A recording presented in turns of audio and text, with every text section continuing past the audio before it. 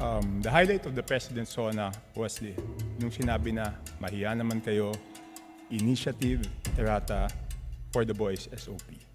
So ang initiative at errata ay nanggagaling po yan sa Kongreso. Kaya nga medyo nahirapan si Sec Ralph na sagutin kung paano nabawasan yung iba dahil talagang Kongreso po may alam yan. And this is of public record. This is in accordance with our rules. That all committee reports must be given to all members. Ang daming violation, Madam Chair. Walang record, hindi binigay. Ngayon, it's not readily available. Walang record sa archives. Ano to, sikreto? Again, this representation was not No, the let's ask the appropriations committee chair. Let's ask at the the committee time. secretary, where are the signed records of the 2025 small committee report? Madam Chair, simple lang to. Kung electronic copy, dapat lahat may electronic copy. So dapat i-email sa amin lahat within 5 minutes, di ba? Starting Wednesday, tatanungin natin yung mga departamento, paano nila ginastos yung budget nila.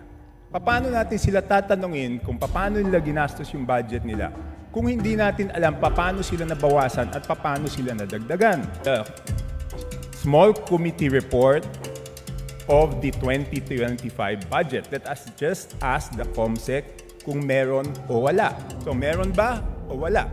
Simple.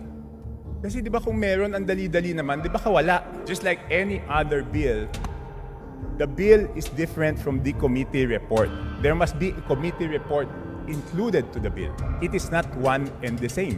Okay, I will ask the committee secretariat, how many meetings were held? There were 2 meetings. 2 meetings. Nasaan yung minutes ng meeting? Where were the meetings held? What date? With the indulgence of Representative Chanco, so the COMSEC is currently looking into the specific request as well as the level of detail that you are requesting. No, within 5 minutes. I need the committee report. If we may please move on to the other questions Yes, while but- they're working on Yes, this. I will. But if within 5 minutes wala yan, ibig sabihin wala yan, ngayon palang gagawa yan.